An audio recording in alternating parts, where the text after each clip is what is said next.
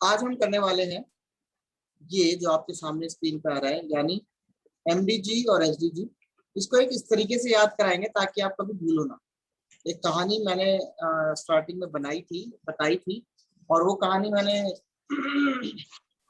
एक एजुकेटर की क्लास में भी बताई थी, और बाद में उन एजुकेटर ने ये बोल दिया कि ये कहानी उन्होंने लिखी है। मैंने कहा वाह, इतना तगड़ा कॉपी पेस्ट, हद्दी है मतलब।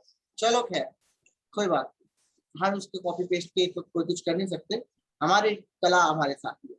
तो शुरू करा जाए, पीपल एंड एनवायरनमेंट।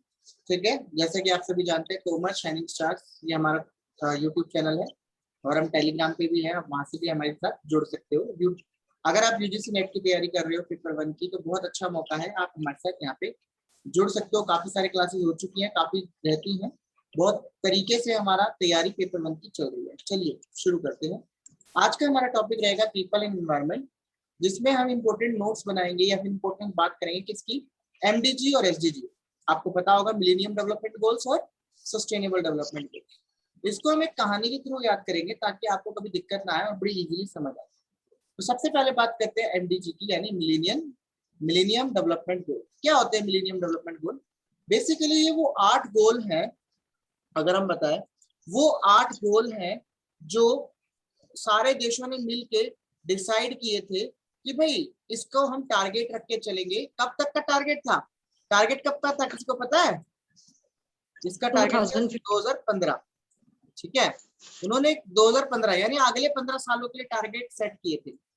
ये कब बात हुई थी? ये बात हुई थी 2000 में। ठीक है, 2000 में उन्होंने 2015 तक के लिए कुछ टारगेट सेट करे थे।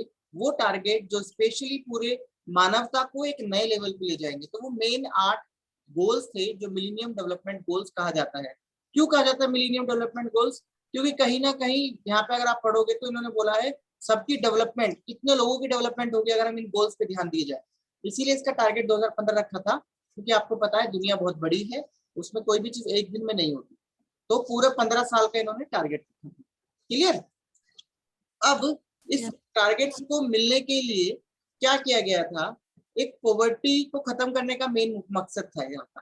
यहाँ पे हमारा मेन मकसद था कि हमारी जो पॉवर्टी है, गरीबी है, वो खत्म हो जाए देशों से। तो इसके लिए 191 देशों ने मिलकर साइन किया था, जिसको कहते हैं historical millennium declaration at United Nations. UN में उन्होंने एक डिक्लेरेशन साइन किया था, जो कि सबमिट हुई थी कब? सितंबर 2000 में, जिसमें उन्होंने ये साइन किया था कि हम इस 15 या इस 8 गोल पे डील करेंगे, इस 8 गोल के ऊपर हम फोकस करेंगे और इन 8 गोलों को इंप्रूव करेंगे। यहाँ तक कोई दिक्कत? इजी पॉइंट है, यहाँ तो कुछ बात है नहीं अभी। क्लियर? Yes sir. ठीक है, अब आगे बात करते हैं। आगे बात करने के बाद जो ये 8 गोल थे वो क्या क्या थे, पहले मैं उनको बता दूंगा सीरियल वाइज, फिर आपको एक कहानी के थ्रू, जो कि मैंने बताया कि मैंने जब हमने स्टार्टिंग में जब पढ़ाई की थी तो मैंने इसको कहानी की तरह याद किया था, तो मैं आपको भी कहानी की तरह ही इसको याद कराऊंगा। तो 8 मिलियन डेवलपमेंट गोल कौन कौन से? सबसे पहला था, जो बहुत ज्यादा तौर पे गरीबी थी उसको खत्म करो, और जो भूखे लोग हैं, जो लोगों को खाना नहीं मिल पाता, कुपोषण के शिकार है, उसको खत्म करो। To eradicate extreme poverty and hunger. अगला था, बच्चों को प्राइमरी एजुकेशन मिले, कम से कम उनको प्राइमरी एजुकेशन मिले। तो ये पूरे ऑल ओवर यूनिवर्सल में इसको अप्लाई कर दो कि बच्चों को प्राइमरी एजुकेशन मिलना मैंडेटरी है।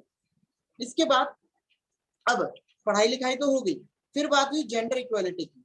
लड़का लड़की को अलग ना माने, सबको एक साथ माने। तो जेंडर इक्वालिटी पे फोकस किया जाए, और औरतों को भी आगे आने की पावर दी जाए, एम्पावर किया जाए, ताकि वो लोग भी अपने आप को आगे आके प्रेजेंट करे दुनिया के सामने।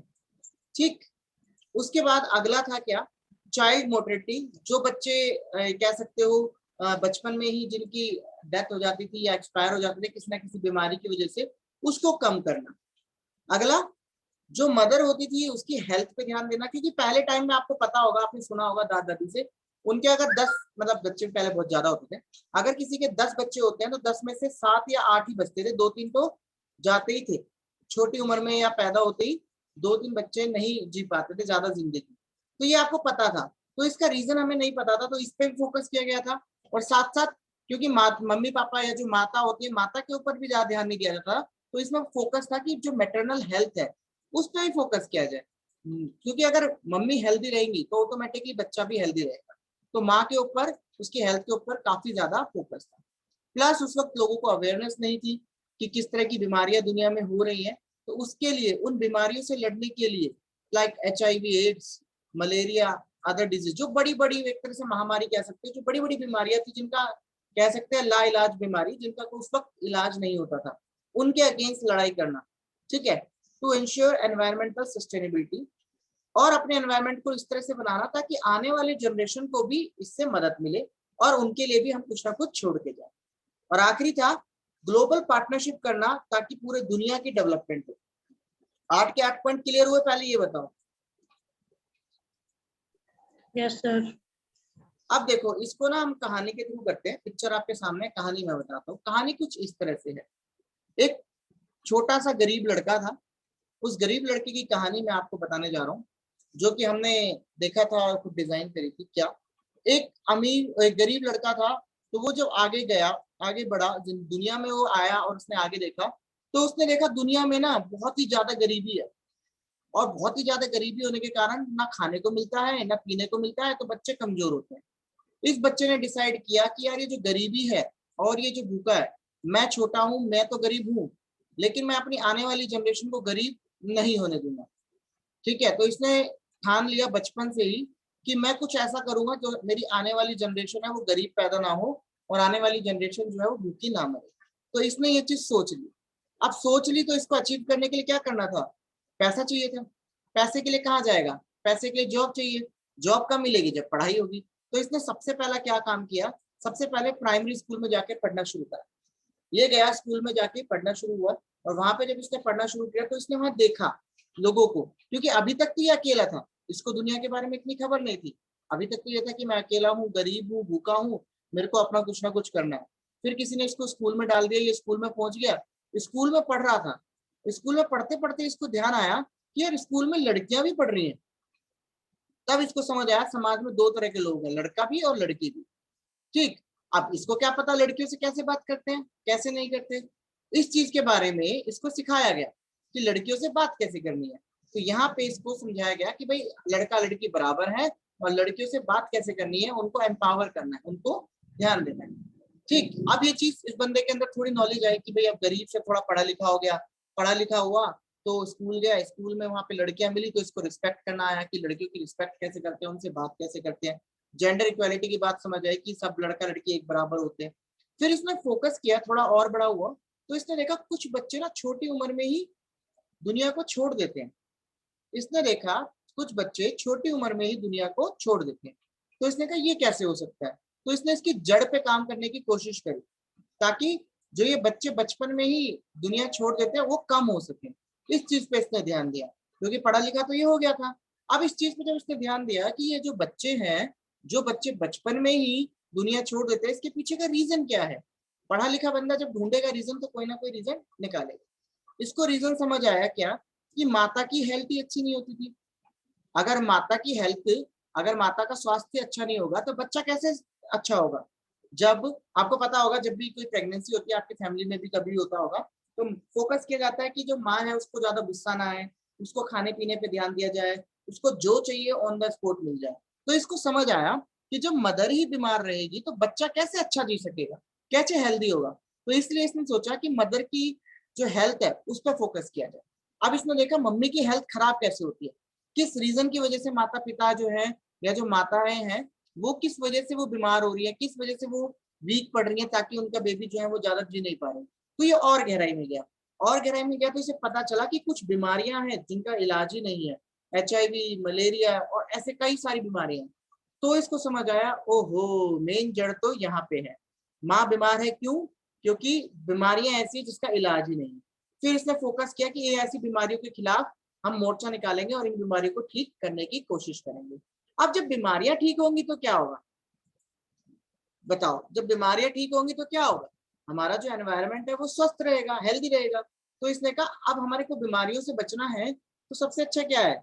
सबसे अच्छा हमारे पास है एनवायरनमेंट को सस्टेनेबल बना दो, ताकि हम भी यूज कर सके, आने वाली जनरेशन भी यूज कर सके। क्योंकि अगर एनवायरनमेंट साफ सुथरा होगा तो मच्छर नहीं आएंगे, मच्छर नहीं आएगा तो मलेरिया का मच्छर नहीं आएगा, मलेरिया का मच्छर नहीं आएगा तो मलेरिया नाम की बीमारी नहीं होगी, बीमारी नहीं होगी तो मम्मी की हेल्थ ठीक होगी, मम्मी की हेल्थ ठीक होगी तो ऑटोमेटिकली जो बेबी होगा उसकी हेल्थ ठीक होगी, उसकी हेल्थ ठीक होगी, फिर वो पढ़ने जाएगा तो उसको पता चलेगा लड़का लड़की बराबर होते हैं, इन सब की चीजों की कदर होगी।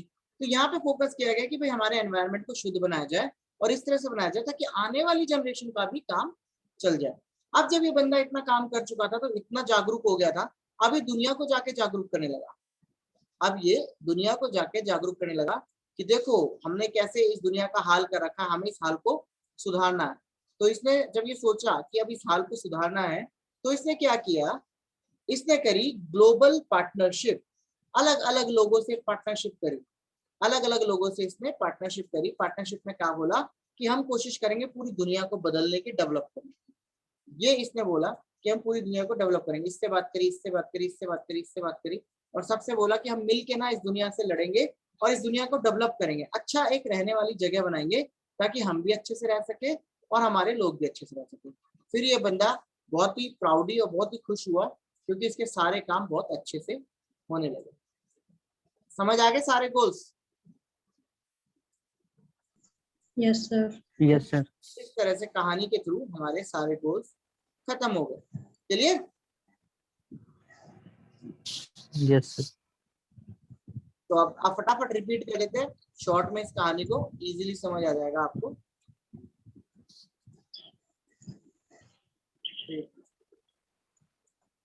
देखो कहानी ने क्या रंग लाया, कहानी क्या बोलती रही, कहानी बोली बहुत गरीब लोग थे, ये बहुत गरीब लड़का था, गरीब था और भूखा रहता था। इसने कहा मेरे को भूख का इंतजाम करना है, तो ये स्कूल गया, स्कूल में पढ़ाई लिखाई हुई इसकी, तो पढ़ाई लिखी तो वहां पता चला इसको कि लड़कियां भी पढ़ने आती हैं, तो वहां पे इसको जेंडर इक्वालिटी के बारे में पता चला, लड़का लड़की एक समान। इसने लड़कियों को फोकस किया कि अब वो आगे जाके प्रमोट हो सके और काम कर सके अच्छा। फिर ये आगे देखा कुछ इसके दोस्त थे, कुछ इसके पुराने मित्र थे, कुछ इसके कलीग्स थे, उन्होंने बताया कि यार बच्चों में जो है काफी बच्चे स्कूल में आने से पहले ही एक्सपायर हो रहे हैं, काफी बच्चे जो है बचपन में ही गायब हो रहे हैं। तो इसने उस चीज पे ध्यान दिया, यार अच्छा मेरे होते हुए ऐसा क्या हो रहा है, चलो ढूंढता हूँ इसका कुछ ना कुछ रीजन निकलेगा। रीजन क्या निकला कि मम्मी की हेल्थ सही नहीं है, मम्मी की हेल्थ सही नहीं है तो बच्चे की हेल्थ ऑटोमेटिकली खराब हो जाती है, मम्मी सही नहीं होगी तो ऑटोमेटिकली बच्चे को कमजोरी आएगी, बच्चे के साथ नुकसान होगा। फिर इसने मम्मी की हेल्थ पे फोकस किया तो इसको पता चला HIV और मलेरिया जैसी बीमारियां हैं जिसका इलाज नहीं है, तो इसका कॉम्बैट करे, उसको इलाज करे। तो इसको समझ आया इसका इलाज कैसे हो सकता है, अगर हम पर्यावरण को शुद्ध रखें। तो इसने फिर पर्यावरण पर फोकस किया ताकि आने वाली जनरेशन भी खुश रहे। जब ये सारे काम इसके अच्छे हो गए तो इसके समाज में नाम हो गया कि ये लड़का बहुत स्मार्ट है, बहुत काम अच्छा कर रहा है। तो दुनिया वाले इसके पास आए और ये दुनिया वालों के पास गया, इसने बोला हम मिलके इस दुनिया को बदल देंगे और अच्छा दुनिया को कर देंगे। ये बात थी हमारे पूरे MD जी। क्लियर है सबको? Yes sir. अब यस अगला सर। जो पॉइंट आता है इसमें पॉइंट आता है कि इसमें एक्चुअल में हुआ क्या, क्योंकि आपको पता 2015 भी जा चुका है, ये बात थी 2000 की। अब इसके बाद जो इसमें अपडेट्स आए हैं उसके बारे में हम बात करेंगे। कुछ अपडेट्स मैंने यहाँ पे लिखे हुए हैं जो मेरे लास्ट अपडेटेड थे, अगर इसमें कुछ और अपडेट हुआ होगा तो हमारे साथ एकता मैम जुड़ी हुई है, काफी एक्सपर्ट है अपने सब्जेक्ट में, तो वो भी आप लोगों को क्लियर करेंगी कि इसमें कौन कौन सी चीजें अपडेटेड हुई है। तो पहले मैं छोटी सी चीज बता देता हूँ, ये जो पॉइंट्स मैंने येलो येलो में लिख रखे हैं, इन तीनों के अलावा अगर कोई पॉइंट्स होंगे तो एकता मैम बताएंगी, और इन तीनों पॉइंट्स में भी अगर कुछ गड़बड़ होगी या कुछ अपडेट होगा तो वो बता देंगे। ठीक है मैम, आप इतने अपडेट के लिए तैयारी करें, इतना मैं फटाफट इसको बता देता हूँ। तो देखो इसको क्लियर करते हैं। पहले क्या है मिलेनियम डेवलपमेंट गोल्स, इसके ऊपर बाद में चेक किया गया कि कितना सुधार हुआ या कितना हम इसमें आगे निकले। तो सुधार करने गए तो देखा हमने जो कि पहले गरीब लोग होते थे उसमें 1 बिलियन लोग गरीब कम हुए, मतलब 1 बिलियन लोगों की गरीबी हट गई। दूसरा हमने क्या देखा, जो बच्चों की मरने की तादाद थी वो आधी हो गई है 1990 से अब तक, क्योंकि इलाज मिलने लग गया है। ठीक, और जो मम्मी की हेल्थ है, मम्मी की हेल्थ अच्छी हुई, क्यों? क्योंकि मलेरिया की दवाई मिलने लगी, इसकी दवाई मिलने लगी। इससे क्या हुआ, 40% तक डिजीजेस कम होने लगी। जो डिजीज थी पहले, जो बीमारियां थी जिसका इलाज नहीं था, वो 40% तक कम होगी। आजकल मलेरिया की इलाज है, और मलेरिया का इलाज है, और मलेरिया होता भी कम है क्योंकि इसके लिए सुधार कार्य कर दिए गए हैं। तो ये सारी चीजें हैं जो इसमें सुधार हुए। इसके अलावा और कोई सुधार हुए या इसमें कुछ अपडेट है तो वो एकता मैम बताएंगी। अब मैं एकता मैम को बोलता हूँ वो एक बार स्क्रीन पर आए और बच्चों को समझाए कि क्या है कैसे करना है। एकता मैम जरा बताइए।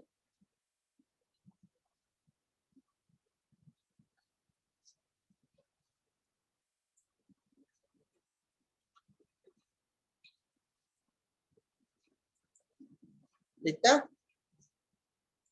Yes, sir. बताओ, अब तुम बताओ इसमें कुछ अपडेट है हुआ है तो एमडीजी में। अपना वीडियो पे आना था, वीडियो पे आ जाओ और अपडेट। सर अपडेट का तो ऐसा है, मतलब लाइक जो ग्लोबल एमिशन था कार्बन डाइऑक्साइड का, वो 50% इंक्रीज हुआ है सर 2012 तक। अच्छा, तुम अपना एक काम करो, तुम अपने वहां से अगर तुम शेयर करना चाहते हो, वैसे तो ऐसे बोल दो, ऐसे भी काम चल जाएगा। अगर तुम स्क्रीन शेयर करना चाहते हो या व्हाइट बोर्ड शेयर करना चाहते हो तो बता दो, फिर मैं स्टॉप कर देता हूँ, फिर तुम शेयर कर लेना। बताओ, ऐसे ही बता दोगे या फिर बोर्ड दूं? ऐसे ही ठीक है सर, क्योंकि इतने ज्यादा देखो मुझे भी इस बारे में इतना नहीं पता है। जो थोड़ा सा लेटेस्ट मुझे अपडेट पता है मैं वो बता रही हूँ सर। चलो चलो, बताओ बताओ, पॉइंट्स बताओ। जी, सुन लो सभी लोग ध्यान से, पॉइंट बता रही हैं। हाँ जी, क्या पॉइंट था? मिलेनियम डेवलपमेंट गोल्स थे ये, 2000 से लेके 2015 तक का टाइम पीरियड था। इसके अंदर इनको अचीव करना था। इस टाइम में मोर देन 320 मिलियन पीपल जो है स्लम में जो रह रहे थे, उनको इम्प्रूव्ड वाटर सोर्सेज मिले हैं, इम्प्रूव्ड सैनिटाइजेशन फैसिलिटीज मिली हैं। अच्छा, 320 और बिलियन सर या million? 320 million people sir, okay, 300 million people ठीक जो है। स्लम्स में रहते हैं sir. Okay, sanitisation, health improve हुई है सर, नंबर 3। ठीक है। और यस सर। और सर 1990 से लेकर सर ये जो हमारे गोल्स थे ना, मिलेनियम डेवलपमेंट गोल्स, ये 2000 से स्टार्ट हुए थे और 2015 तक। बट इनको जब हम इनकी प्रोग्रेस को मेजर करते हैं तो वो 1990 के रेफरेंस से मेजर होती है सर। हाँ, बेस ईयर 1990 है। जी सर, बेस ईयर 1990 है, तो हम जो प्रोग्रेस मेजर करेंगे वो 1990 से 2015 तक करेंगे। तो इसमें ओके 2.6 बिलियन पीपल ने इम्प्रूव ड्रिंकिंग वाटर उनको मिला है। ओके। जो ड्रिंकिंग वाटर में इंप्रूवमेंट हुई है वो तो हुई है 2.6 बिलियन पीपल में, लेकिन जो वाटर सैनिटाइजेशन में हुई है वो 320 मिलियन पीपल में हुई है सर। ये अच्छा, बहुत बेसिक सा, बहुत बारीक सा डिफरेंस है दोनों के बीच में। जो पानी पीना है साफ सुथरा, वो 2.6 पीने बिलियन। वाले, यस सर, वो 2.6 बिलियन पीपल में हुआ, लेकिन जो उनकी सैनिटाइजेशन और हेल्थ इंप्रूवमेंट हुई है पानी की वजह से, वो 320 मिलियन पीपल से हुई है सर। अगर पानी की वजह से इंप्रूवमेंट हुई है हमारी, तो हमारी जो डिजीज होंगी वो भी ज्यादा नहीं होंगी, मलेरिया वगैरह। तो इस वजह से ये इंप्रूवमेंट हुई है सर। ओके, बहुत बढ़िया बहुत बढ़िया। और कुछ भी हुआ है? इतना ही है?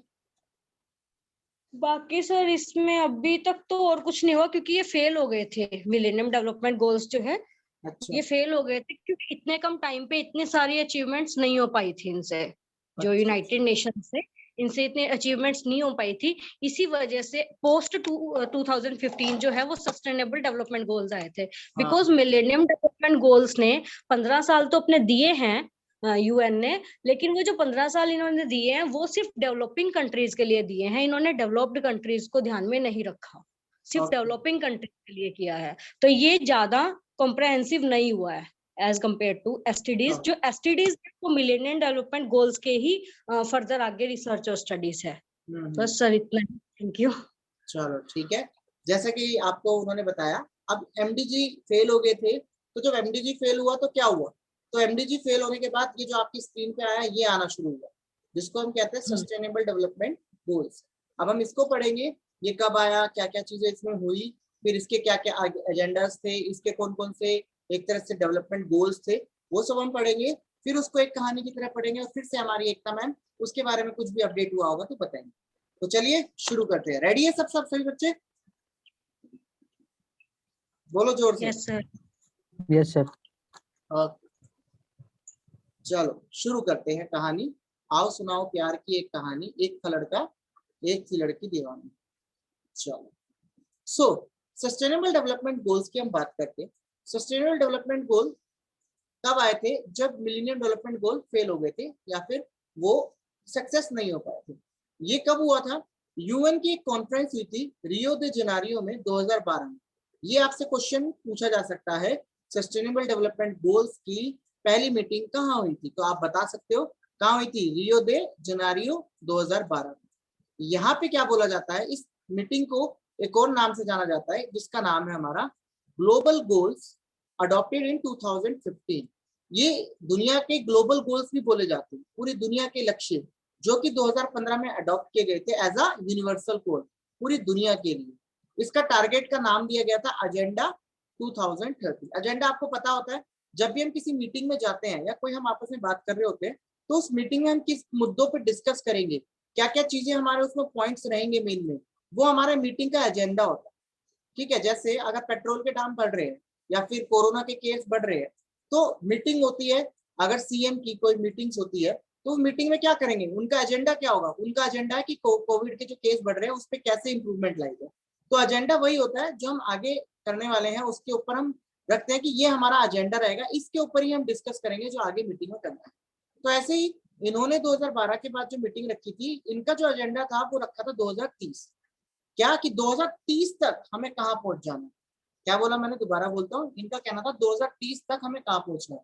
मतलब जो 2015 तक जो हुआ सो हुआ, अब 15 से 30 में हमें कहाँ पहुंचना है, पूरी दुनिया को उस पर फोकस किया जाएगा। इसीलिए ये ज्यादा फेमस माने गए, क्योंकि इसमें वहां जो 8 गोल थे, यहाँ पे 16-17 हो गए, जस्ट डबल गोल्स थे, और यहाँ पे पूरी दुनिया का ख्याल रखा गया।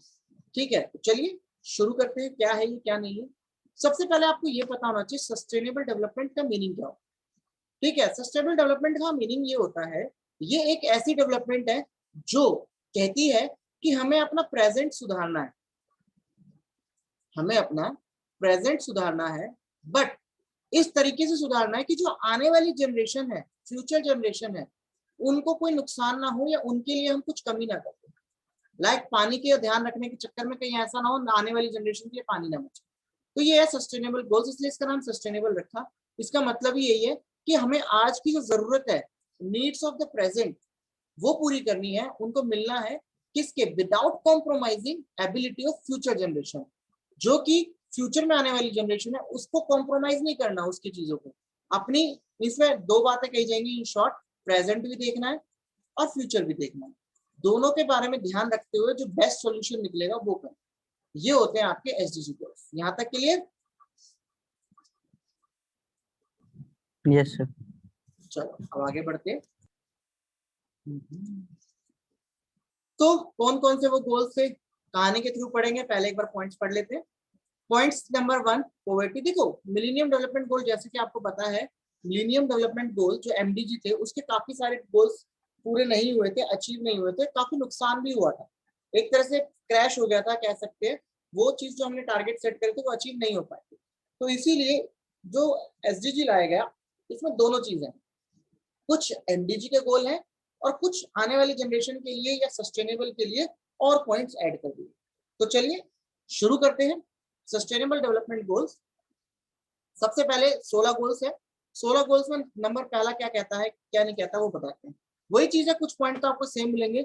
इनका टारगेट था कि गरीबी बिल्कुल ही खत्म करो, पॉवर्टी होनी नहीं चाहिए, हंगर बिल्कुल खत्म हो, कोई भी लोग भूखे ना मरे, उस पर पूरा ध्यान दिया जाए, लोगों की हेल्थ पे ध्यान दिया जाए और उनको बताया जाए किस तरह से उनको वेल बीइंग बनना है, एक ह्यूमन बीइंग, अच्छा इंसान बनना उनको सिखाया जाए, क्वालिटी एजुकेशन दी जाए, जेंडर इक्वालिटी दी जाए, क्लीन वाटर एंड सैनिटाइजेशन, मतलब कि पानी को साफ किया जाए और सैनिटेशन प्रोसेस को साफ किया जाए। पहले आपको पता होगा, पहले सुबह सुबह लोटा लेके खेतों में जाते थे लोग, तो उसी चीज पे यहाँ पे भी फोकस था कि जो सैनिटेशन का प्रोसेस है उसको भी इम्प्रूव किया जाए, जो गंद मच रही है उस गंद को बचाया जाए, एनवायरमेंट को सुधारा जाए। ठीक, उसके बाद अफोर्डेबल एंड क्लीन एनर्जी। जैसे कि आपको पता है हमारे पास सोर्स ऑफ एनर्जी बहुत कम रहती है। अभी आपको पता है इलेक्ट्रिसिटी कैसे बनती है, इलेक्ट्रिसिटी समुद्र के पानी से जब एक तरह से झरना निकलता है तो झरने से बनती है। तो अफोर्डेबल भी हो और क्लीन भी हो, ऐसी एनर्जी को डेवलप किया जाए ताकि वो हमारे लिए अभी भी सही रहे और आगे भी सही रहे। इसी में आगे पॉइंट आएंगे जो अभी आप आगे पढ़ोगे, उसमें कुछ टारगेट हमारी इंडिया के नेशनल थे, नेशनल टारगेट थे। उसमें था कि हमारा सोलर एनर्जी को हमें इम्प्लीमेंट करना है, उसके बारे में ही पढ़ेंगे हम आगे आगे जैसे जैसे हमारी क्लास होती रहेगी। सोलर एनर्जी का क्या टारगेट है भारत का, न्यूक्लियर एनर्जी का क्या टारगेट है भारत का, ये सब अभी हम पढ़ेंगे। ठीक, अब आगे आते हैं। दूसरा, लोगों को काम बड़े प्यार से मिले, लोगों की इकोनॉमिक ग्रोथ हो, मतलब ऑल ओवर ग्रोथ हो। जब मिलके काम करेंगे, डिसेंट काम होगा तो ऑटोमेटिकली इकोनॉमिक ग्रोथ होगी। ठीक, इसके बाद जो इंडस्ट्रीज हैं उनमें इनोवेशंस लाए जाए, इंफ्रास्ट्रक्चर्स लाए जाए, मतलब नई नई इंडस्ट्री क्रिएट की जाए, नया नया इनोवेशन आए।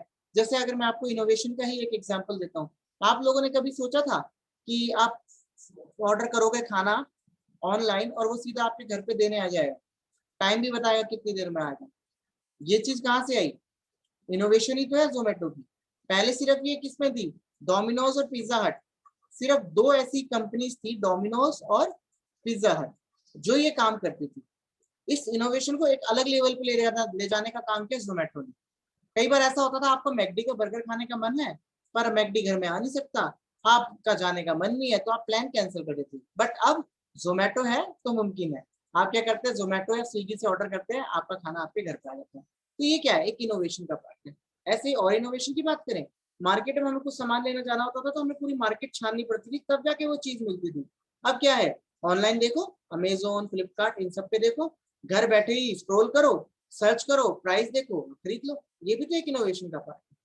और सबसे बड़ा इनोवेशन जो कोविड में आया, किसने सोचा था कि हमारी जो ऑनलाइन टीचिंग है इतनी आगे बढ़ जाएगी। ये भी तो एक इनोवेशन है कि मैं आपको यहाँ पे पढ़ा रहा हूँ, आप लोग अपने घर पे बैठे पढ़ रहे हैं, मैं अपने घर पे बैठ के पढ़ा रहा हूँ। ये भी तो एक इनोवेशन का एग्जाम्पल है। तो ये भी एसडीजी पे फोकस था कि इंडस्ट्री पे फोकस किया जाए, वो बढ़ाई जाए, इनोवेशन लाए, नए नए आइडियाज लेके आए, इंफ्रास्ट्रक्चर पे फोकस किया जाए। इंफ्रास्ट्रक्चर क्या होता है, जैसे जो भी चीज हमारी सरकार करती है जो पब्लिक के हित में होती है, वो इंफ्रास्ट्रक्चर में आती है, यानी कि समाज के हित में। जैसे फ्लाईओवर बनना, ठीक है, फ्लाईओवर बनने के अलावा डैम्स बनना इलेक्ट्रिसिटी जनरेट करने के लिए, ठीक है, और भी बहुत सारी चीज जो गवर्नमेंट करती है आपके डेवलपमेंट के लिए। तो इन सब चीजों पे फोकस हो। दूसरा, इनइक्वालिटी को खत्म किया जाए, ऊंच नीच, जाति पाति, इन सबको खत्म किया जाए, इक्वल हो सब, हिंदू मुस्लिम सिख ईसाई आपस में है भाई भाई। यहाँ इस वाले पॉइंट पे वो फोकस।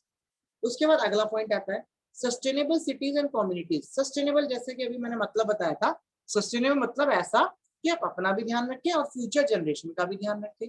तो सस्टेनेबल सिटीज, ऐसी सिटीज बनाई जाए जो दोनों के लिए हितकारी हो, ऐसी कम्युनिटीज बनाई जाए जो दोनों के लिए फायदेमंद हो, अभी वालों के लिए भी और आगे आने वालों के लिए। आपको अपनी कंजप्शन और प्रोडक्शन पे रिस्पॉन्सिबिलिटी लेने की आदत हो कि भाई मैं रिस्पॉन्सिबल हूँ, क्या खरीदना है क्या नहीं खरीदना, क्या चीजें इंपॉर्टेंट है क्या नहीं है, क्या चीज को क्वालिटी देनी है नहीं देनी, इस चीज के लिए रिस्पॉन्सिबल बनाना। प्लस आपको पता है जब से गाड़ियां बढ़ गई हैं, समाज में जो हमारा क्लाइमेट है वो बदलता जा रहा है, तो क्लाइमेट पे एक्शन लिया जाए ताकि हमारा क्लाइमेट इंप्रूव हो जाए। ये भी तो इसका ही पॉइंट है, हमारे क्लाइमेट एक्शन पे बात की जाती है। कोशिश की जाए पॉल्यूशन कम हो, कोशिश की जाए ग्लोबल वार्मिंग कम हो, ये सब चीजें। फिर जो पानी के नीचे, अभी तक बात होती है सिर्फ इंसानों की, यहाँ पे जो पानी के नीचे रहने वाले जानवर हैं और जिंदगी है जिनकी पानी के नीचे रहने वाली, उन पे भी ध्यान दिया जाए। जो जमीन पे रहते हैं उन पे भी ध्यान दिया जाए, और इंसानों में आपस में शांति बनाए रखे, लोगों को कानून के थ्रू न्याय मिले, स्ट्रॉन्ग इंस्टीट्यूशंस हो जो लोगों को तुरंत न्याय दिलाएं, उनको शांति प्राप्त करें। और फिर से वही जो लास्ट में हमने वहां पढ़ा था, सभी लोग मिलके ये सारे गोल्स अचीव करें। ये 16 गोल्स थे हमारे किसके, एसडीजी के। पॉइंट सारे क्लियर है? बताओ, फिर कहानी के थ्रू समझाते हैं, बताओ। Yes yes sir. sir, चलो अब आते हैं हम कहानी के थ्रू इसको खत्म करने पे। तो देखो, वही कहानी हमारे पास वापस लौट के आती है। ये स्मार्ट सा जो लड़का था, ठीक है, ये बड़ा खुश था। क्यों खुश था? क्योंकि इसने एमडीजी में जो काम किया उसका असर इसको यहाँ देखने को मिला। ठीक है, अब वो क्या असर था क्या नहीं था वो भी देख लेते हैं। तो ये बड़ा खुश होकर क्या बात कह रहा था, ये बड़ा खुश होकर एक बात कह रहा था, अब मैं गरीब नहीं रहा, पॉवर्टी खत्म हो गई, सारे लोगों की गरीबी खत्म हो गई, अब मैं गरीब नहीं रहा, मैं बहुत अच्छा आदमी हो गया। गरीब नहीं हूं तो मैं भूखा भी नहीं हूं, इसलिए मैं भूखा भी नहीं रहा। अब ये कहता है ना तो मेरा बच्चा गरीब है ना मेरा बच्चा भूखा है, और मैं अपने बच्चे की हेल्थ पे भी ध्यान दे रहा हूँ, तो मेरा बच्चा हेल्दी भी है और बहुत अच्छा इंसान है, क्योंकि मैंने उसको क्वालिटीज दी है। जब मैंने उसको अच्छा इंसान बनाया तो उसकी एजुकेशन पे भी ध्यान दिया, अब मेरा बच्चा बहुत अच्छा पढ़ा लिखा है।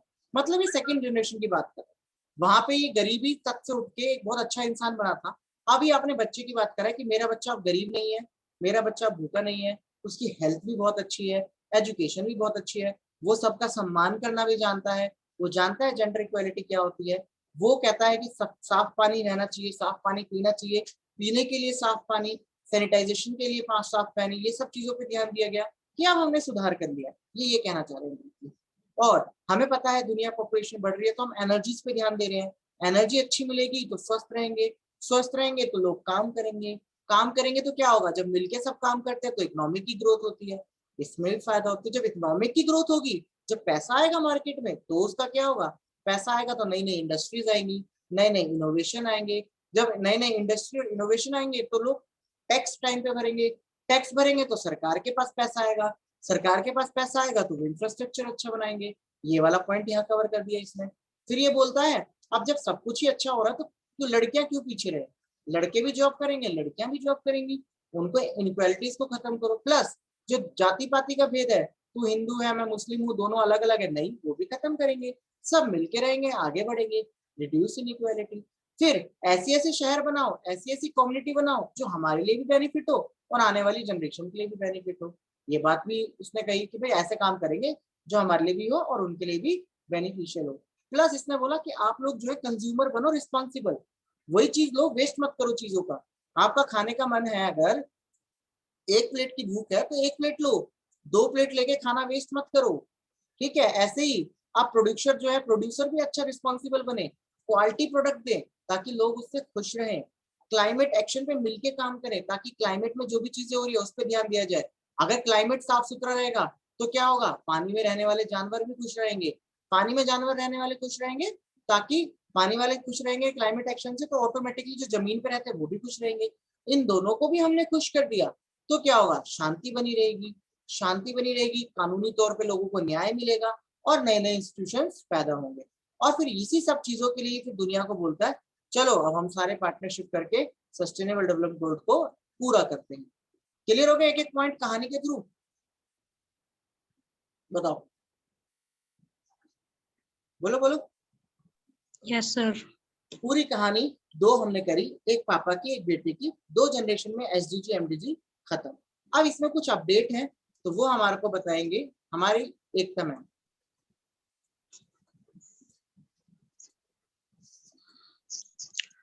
सर इसमें 2018 तक तो सस्टेनेबल डेवलपमेंट गोल्स बिल्कुल सही जा रहे थे। सर जो वर्ल्ड इन्वायरमेंट डे 2020 में जो रिपोर्ट आई थी, उस रिपोर्ट के अकॉर्डिंग जो 2018 तक ये सब सही जा रहा था जब तक कोविड-19 पेंडेमिक नहीं हुई थी। अच्छा। आफ्टर दैट जब कोविड-19 पेंडेमिक हुई उसके बाद सर इसने हमारी हेल्थ क्राइसिस भी की है और सर इकोनॉमिक क्राइसिस भी हुई है और सर हमारी सोशल क्राइसिस भी हुई है इसकी वजह से। नंबर 1 पॉइंट जो था नो पॉवर्टी। नो पॉवर्टी का ऐसा सीन है सर, एस्टिमेट 71 मिलियन पीपल जो है वो एक्सट्रीम पॉवर्टी से आज के टाइम में फेस ऑफ कर रहे हैं। 71 मिलियन अभी भी 2020 में भी। अच्छा। अभी 2021 स्टार्ट हुआ है, दिसंबर 2020 तक भी 71 मिलियन पीपल जो थे वो एक्सट्रीम पॉवर्टी को झेल रहे हैं। उस टाइम से पॉवर्टी होगी तो सर फिर जीरो हंगर का भी कोई मतलब नहीं बनता। पॉवर्टी और हंगर दोनों सारे फेल हो जाएंगे तो। जी, तो ये फेल होते जा रहे हैं सर। इसकी वजह से जो हेल्थ क्राइसिस है वो कोविड-19 की वजह से, जो थर्ड पॉइंट है हमारा गुड हेल्थ और वेलबींग, वो भी बिल्कुल कैंसिल हो चुका है। ये माना जा रहा है कि आज के टाइम में जो हमारे सस्टेनेबल डेवलपमेंट गोल्स जो बहुत सही से एक फ्लुएंट जो वे था इनका जिसमें चल रहे थे वो बिल्कुल गलत होता जा रहा है, ये डाउन होता जा रहा है। 60% से ज्यादा फर्स्ट मंथ में क्राइसिस हुई थी सर। जो ये क्राइसिस थी कोरोना के फर्स्ट मंथ, जैसे मार्च में लॉकडाउन लगा था, अप्रैल में 60% से ज्यादा हंगर और पॉवर्टी से लोग गुजर रहे थे इसमें। जो सर और हमारा जो सैनिटाइजेशन वाला भी फेल हो जाएगा सर। 1 साल हो गया स्कूल्स नहीं ओपन हुए हैं, स्कूल क्लोजर ने 90। यस सर, एजुकेशन भी गई है। 1.57 बिलियन जो स्टूडेंट्स हैं वो आज के टाइम में घर पे हैं स्कूल क्लोजर की वजह से। 370 मिलियन चिल्ड्रन स्कूल से निकल गए हैं बिकॉज उनके पेरेंट्स फीस नहीं अफोर्ड कर पाते थे। इकोनॉमिक ग्रोथ भी नहीं हो रही है, ना तो क्लीन वाटर मिल रहा है, ना ही सैनिटाइजेशन हो रही है, ना इकोनॉमिक ग्रोथ हो रही है बिकॉज क्योंकि अनएम्प्लॉयमेंट इतनी ज्यादा है आज के टाइम में। अनएम्प्लॉयमेंट है, अनएम्प्लॉयमेंट की वजह से इकोनॉमिक ग्रोथ भी नहीं हो रही है सर। तो सर ओवरऑल पूरे के पूरे जितने भी हमारे 17 सस्टेनेबल गोल्स थे सारे के सारे डिस्टर्ब हो चुके हैं। अभी इन्हें दोबारा से ही स्टार्ट करना पड़ेगा। 2021 में सेक्रेटरी जनरल है हमारे यूएन के, उन्होंने ये बोला था 2021 में दोबारा से ही इनिशियल स्टेज से इसको स्टार्ट करना पड़ेगा। बिल्कुल सही बात कह रहे हैं, क्योंकि देखो आप खुद ही देख रहे हो, आप सब 2021 से वो बोल रहे हैं कि इसको अभी दोबारा करना पड़ेगा। इसका रीजन क्या है? इसका रीजन सीधा सा है। देखो पेंडेमिक सिचुएशन आई तो क्या हुआ, पेंडेमिक में क्या हुआ, हेल्थ खराब हुई सबसे पहले। हेल्थ खराब हुई तो लॉकडाउन लगा, लॉकडाउन लगा तो रोजगार खत्म हो गया, रोजगार खत्म हो गया तो लोगों के गरीब, ये भी खत्म हो गया। लोग गरीब हुए तो भूखे भी हो गए क्योंकि खाने को नहीं मिला, ये भी खत्म हो गया। स्कूल वगैरह बंद हो गए तो क्वालिटी एजुकेशन गई। पानी, अब क्वालिटी एजुकेशन गई, पैसा नहीं है तो आप कहाँ से साफ पानी खरीदोगे, सैनिटाइजेशन करोगे, ये भी गया। और उसके बाद जब ये सारा नेगेटिव चला गया तो इकोनॉमिक ग्रोथ कैसे होगी, ये भी गया। इकोनॉमिक ग्रोथ नहीं हुई तो इंडस्ट्रीज डेवलपमेंट नहीं होगी, वो खत्म हो गई। सस्टेनेबल कम्युनिटीज है वो खत्म हो गई। ठीक है, अब कंज्यूमर और प्रोड्यूसर आपस में मिल ही नहीं रहे तो रिस्पॉन्सिबिलिटी का सवाल ही नहीं पैदा हो रहा, आपस में दिक्कत ही होती आ गई। ठीक है, शांति नहीं है पूरी दुनिया में कहीं पे भी, सब जगह हाहाकार कह सकते हैं, एक तरह से बुरा हाल हुआ पड़ा है। क्योंकि भाई आपको पता है इसमें सारी चीजें नेगेटिव हुई हैं, पर इसमें एक चीज है जो पॉजिटिव हुई है। अगर आप ध्यान से सोचो ना, मैंने अभी भी सोचा, तो एक चीज है जो पॉजिटिव हुई है, वो चीज है क्लाइमेट। पहले जो हमारी नदियां ब्राउन ब्राउन हो गई थी, पहले जो नदियां गंद कूड़ा भरा हुआ था, वो सब अब ब्लू होने लग गई है। बस, और इसको बस इसको एक नाम दिया गया है जिसको बोलता है नेचर इज हीलिंग। आपने सुना होगा, कोविड में बहुत ज्यादा इसकी फोटोज शेयर की जाती थी, nature is healing, nature is healing. क्या मतलब था उसका? मतलब ये सब बंद हो गया ना, तो इससे सिर्फ एक फायदा हुआ कि जो क्लाइमेट है वो इम्प्रूव हो गया, बाकी सब इसका नेगेटिव इम्पैक्ट पड़े, सारी चीजें इसमें नेगेटिव पड़ी है, बस वही चीज इम्पोर्टेंट इम्प्रूव हुई है। ये बड़ी दिक्कत की बात है। चलाना है इसमें, तो ये रहता है, लाइव पे चलती है, लाइव हो रही है। तो ये है, हो गया, अभी ले रहा है। फास्टर इम्प्रूव हुआ है पहले से, लेकिन जो ईयर 2019 था वो सेकंड वार्मेस्ट ईयर था सर रिकॉर्ड में 1998 के बाद। बताओ, ये रिपोर्ट एक बार अभी हम दोबारा लेंगे। क्या बोला तुमने, तो एक बार दोबारा बोलना, अभी क्लास खत्म होने वाली है एक आदमी को, तो जल्दी बताओ सर एक रिपोर्ट ने शो किया है जो क्लाइमेट चेंज है वो